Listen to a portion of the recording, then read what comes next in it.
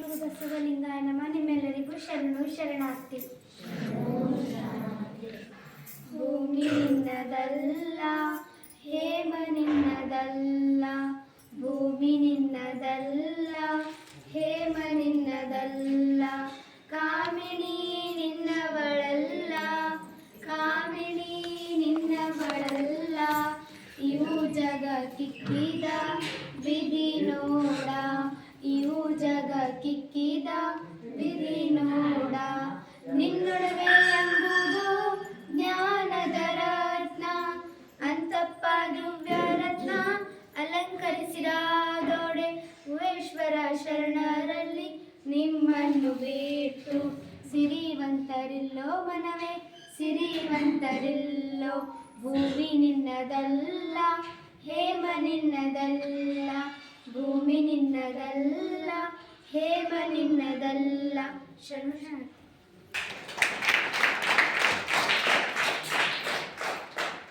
ವಿದ್ಯಾರ್ಥಿನಿಯರಿಗೆ ವೇದಿಕೆ ಮುಖಾಂತರ ಧನ್ಯವಾದವನ್ನು ಕೊಡ್ತಾ,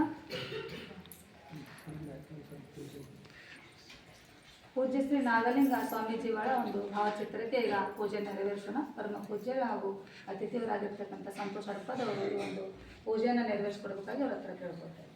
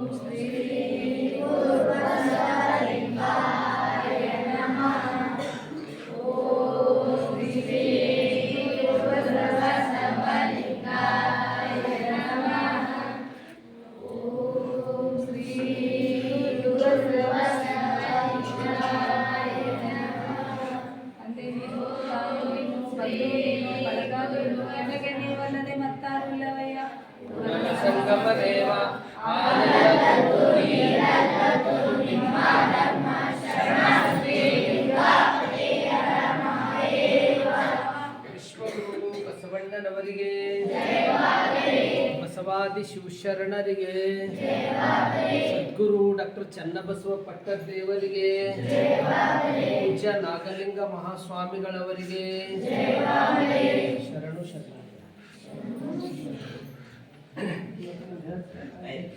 ಪೂಜೆಯನ್ನು ನೆರವೇರಿಸಿಕೊಟ್ಟಿರ್ತಕ್ಕಂಥ ಪೂಜ್ಯರಿಗೂ ಅತಿಥಿ ವೃಂದದವರಿಗೂ ವೇದಿಕೆ ಮುಖಾಂತರ ಧನ್ಯವಾದನ ಕೊಡ್ತಾ, ಈಗ ಪರಮ ಪೂಜ್ಯರು ನುಡಿಯನ್ನು ತಿಳಿಬೇಕಾಗಿ ಆಶೀರ್ವದಿಸಬೇಕಾಗಿ. ಓಂ ಶ್ರೀ ಗುರು ಬಸವಲಿಂಗಾಯ ನಮಃ. ಧರ್ಮಗುರು ಬಸವಣ್ಣನವರನ್ನು ಸ್ಮರಿಸಿಕೊಂಡು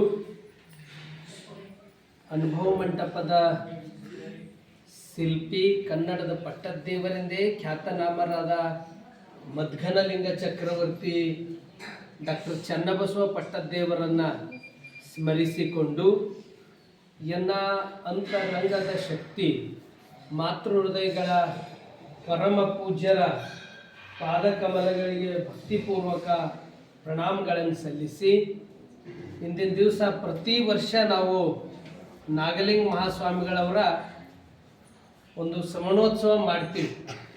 ಅವರು ಈ ಲಿಂಗೈಕ್ಯಾಗಿ ಬಹುತೇಕ 9 ವರ್ಷ 13 ವರ್ಷ ಅವರು 13 ವರ್ಷ ಆಯಿತು.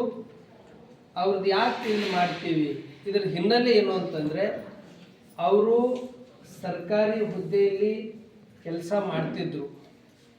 ಇದು ಈ ಅಧ್ಯಾತ್ಮ, ಇದು ಒಂದು ತಪಸ್ಸಿನ ಒಂದು ಶಕ್ತಿ ಯಾವಾಗ ಎಲ್ಲಿ ಯಾವ ಕ್ಷಣದಾಗ ಏನೇನು ಆಗ್ತದೋ ಗೊತ್ತಿಲ್ಲ.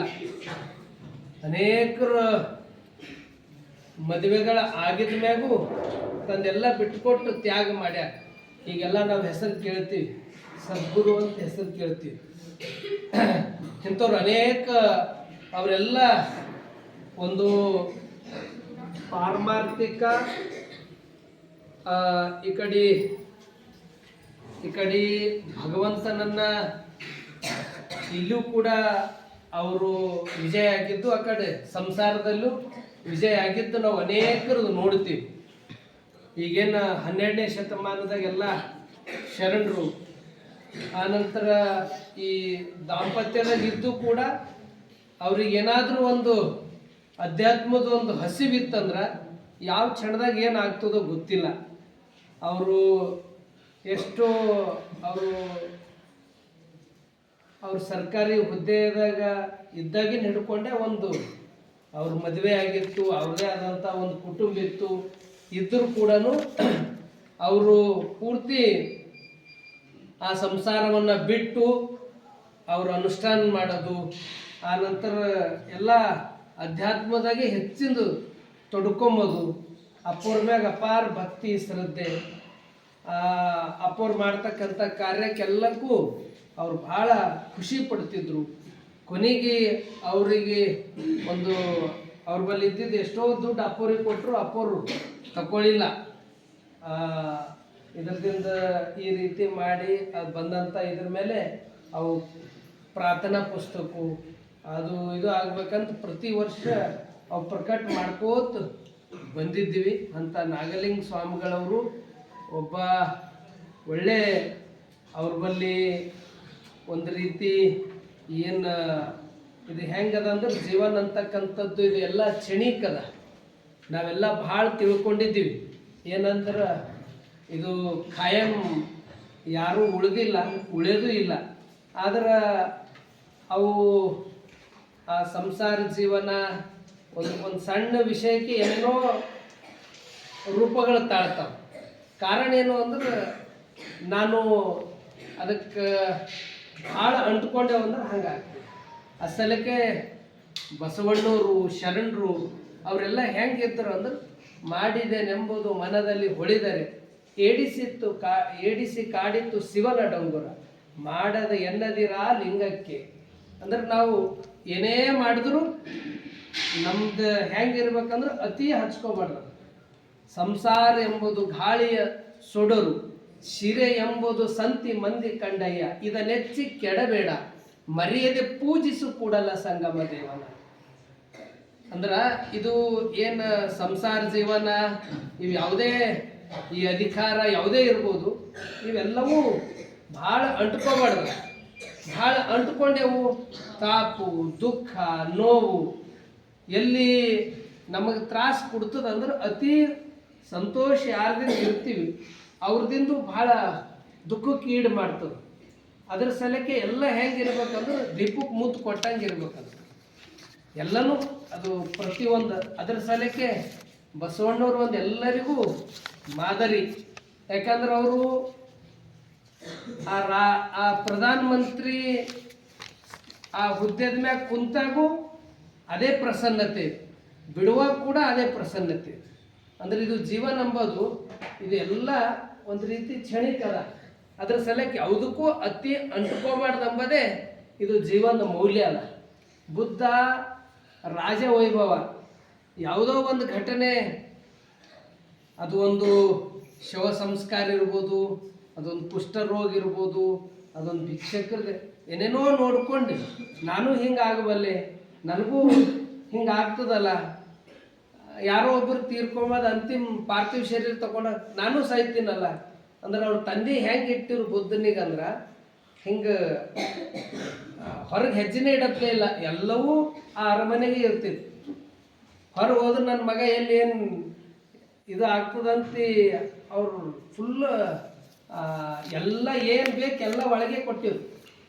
ಒಂದಿನ ಹೊರಗೆ ಹೋದ, ನೋಡಿದ ತಕ್ಷಣ ನನಗೂ ಈ ರೀತಿ ಬರ್ತದೇನು ಕಾಯಿಲೆ, ನಾನು ಹಿಂಗೆ ಆಗ್ತೀನೇನು, ಇದು ಎಲ್ಲರಿಗೂ ಬರ್ತದೆ. ಅದು ನೋಡ್ದ ಆಗುತ್ತೆ ಹೊರಗಾದ. ಯಾವಾಗ ಜ್ಞಾನ ಉದಯ ಆಗುವವರೆಗೂ ತಪಸ್ಸು ಧ್ಯಾನ ಅವೆಲ್ಲವೂ ಅವರು ಕೊನೆಗೆ ಅವ್ರಿಗೆ ಬೋಧಿ ವೃಕ್ಷ ಆ ಒಂದು ಇದ್ರಾಗ ಜ್ಞಾನ ಉದಯ ಆಯ್ತಂತ ಬರ್ತದ. ಒಟ್ಟಾರೆ ಇದೆಲ್ಲ ಹೆಂಗದ ಅಂದ್ರೆ ಇದೆಲ್ಲ ಕ್ಷಣಿಕ ಅದ, ಯಾವುದೂ ಅತಿ ಅಂಟುಕೋಬಾರ್ದು ಎಂಬುದೇ ಇದು ಜೀವನ ಮೌಲ್ಯ ಅದ. ಅದ್ರ ಸಲಕ್ಕ ವಿದ್ಯಾರ್ಥಿಗಳೇ, ನೀವೆಲ್ಲರೂ ನಿಜವಾದ ನೀವು ಈ ನಾಡು ಕಟ್ಟೋರು, ರಾಷ್ಟ್ರ ಕಟ್ಟೋರು, ಪ್ರಪಂಚ ಸಮೃದ್ಧಿ ಮಾಡೋರು ನೀವೆಲ್ಲ ಇದ್ದೀರಿ. ನಿಮಗೆಲ್ಲ ಹೇಳ್ತಕ್ಕಂಥದ್ದು ಈ ಈ ಭೂಲೋಕಕ್ಕೆ ನಾವು ಬಂದಿದ್ದೇವೆ ಅಂದ್ರೆ ಏನಾದರೂ ಸಾಧಿಸ್ಬೇಕು, ಏನಾದರೂ ಋಣ ತೀರಿಸ್ಬೇಕು. ನಾವು ಬಂದಿದ್ದೇವೆ ಅಂತಂದ್ರೆ ಇಷ್ಟೆಲ್ಲ ನಮಗೆ ಎಲ್ಲ ರೀತಿಯಿಂದ ಕೊಟ್ಟನ್ ಭಗವಂತ.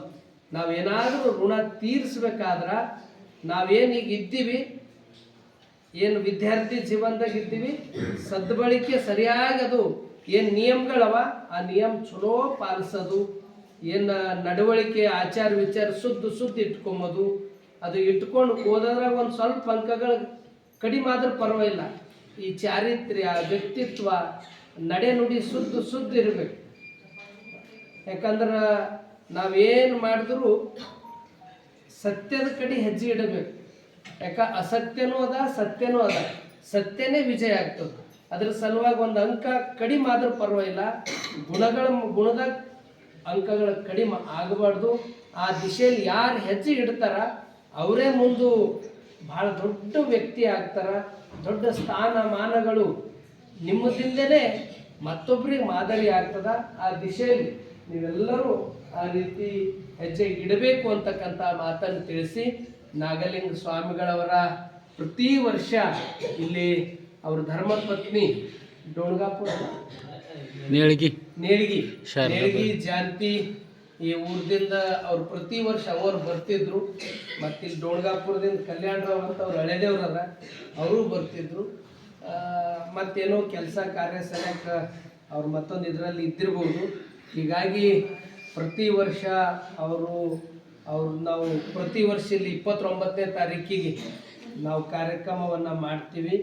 ಅವರು ನಿಜಕ್ಕೂ ಒಬ್ಬರು ಆದರ್ಶ ಪೂಜ್ಯರು, ಅನುಷ್ಠಾನವನ್ನು ಗೈದು ಅವರು ಅನೇಕ ಸರ್ಕಾರಿ ಹುದ್ದೆಯನ್ನು ಒಳ್ಳೆ ರೀತಿಯಿಂದ ಅವರು ಸರ್ವಿಸ್ ಕೊಟ್ಟು ಮುಂದೆ ಪೂರ್ತಿ ಅವರು ಅಪ್ಪವ್ರ ಹತ್ತಿರ ಇದ್ದು, ಆನಂತರ ಇಲ್ಲಿ ಶಿವಮಠ ಅವರು ಅವರದೇ ಆದಂಥ ಒಂದು ಸೇವೆ ಮಾಡ್ಕೋತಿದ್ರು. ಅಂಥವರ ಒಂದು ಪುಣ್ಯ ಸ್ಮರಣೆ ಈ ಕಾರ್ಯಕ್ರಮದಲ್ಲಿ ಪಾಲ್ಗೊಂಡಂಥ ತಮ್ಮೆಲ್ಲರಿಗೂ ಮತ್ತೊಮ್ಮೆ ಭಕ್ತಿಪೂರ್ವಕ ಶರಣಾರ್ಥಿಗಳನ್ನು ಸಲ್ಲಿಸಿ ನನ್ನ ಮಾತಿಗೆ ವಿರಾಮ ಕೊಡ್ತೀನಿ. ಎಲ್ಲರಿಗೂ ಶರಣು ಶರಣಾರ್ಥಿ.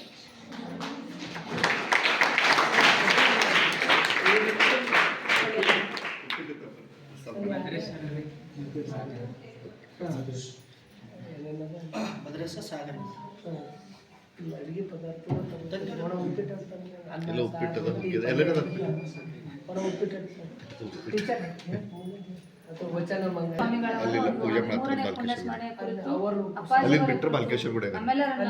ಮಾತನಾಡಿರ್ತಕ್ಕಂಥ ಆಶೀರ್ವದಿಸಿರ್ತಕ್ಕಂಥ ಪರಮ ಪೂಜ್ಯರಿಗೆ ವೇದಿಕೆ ಮುಖಾಂತರ ಧನ್ಯವಾದವನ್ನು ಕೋರ್ತಾ ಈಗ ಈ ಒಂದು ವಚನ ಮಂಗಲದೊಂದಿಗೆ ಈ ಒಂದು ಕಾರ್ಯಕ್ರಮವನ್ನು ಮುಗಿಸೋಣ. ಬಸವಣ್ಣನೇ ತಾಯಿ, ಬಸವಣ್ಣನೇ ತಂದೆ, ಬಸವಣ್ಣನೇ ಪರಮ ಬಂಧುವಿನಗೆ, ಬಸುದೀಶ ಕಪಿಲ ಸಿದ್ಧ ಮಲ್ಲಿಕಾರ್ಜುನ ನಿಮ್ಮ ಹೆಸರಿಟ್ಟವು ಬಸವಣ್ಣನಯ್ಯ. ತಂದೆ ನೀನು, ತಾಯಿ ನೀನು, ಬಂಧು ನೀನು, ಬಳಗ ನೀನು, ನಿನಗೆ ನೀವಲ್ಲದೆ ಮತ್ತಾರು ಇಲ್ಲವಯ್ಯ. ಕೂಡಲ ಸಂಗಮ ದೇವ, ಹಾಲಲ್ಲದ್ದು ನೀರಲ್ಲದ್ದು ನಿಮ್ಮ ಧರ್ಮ, ಶರಣ ಸತಿ ಲಿಂಗಪತಿ, ಹರ ಹರ ಮಹಾದೇವ ಬಸವ. ವಿಶ್ವಗುರು ಬಸವಣ್ಣನವರಿಗೆ, ಪರಮ ಪೂಜ್ಯ ನಾಗಲಿಂಗ ಮಹಾಸ್ವಾಮಿಗಳವರಿಗೆ